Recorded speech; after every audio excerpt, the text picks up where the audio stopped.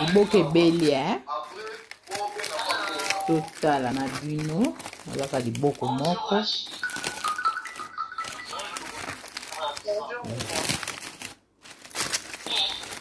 voilà.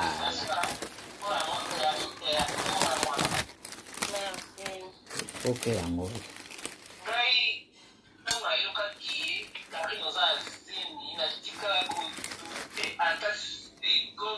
boke yango chana sana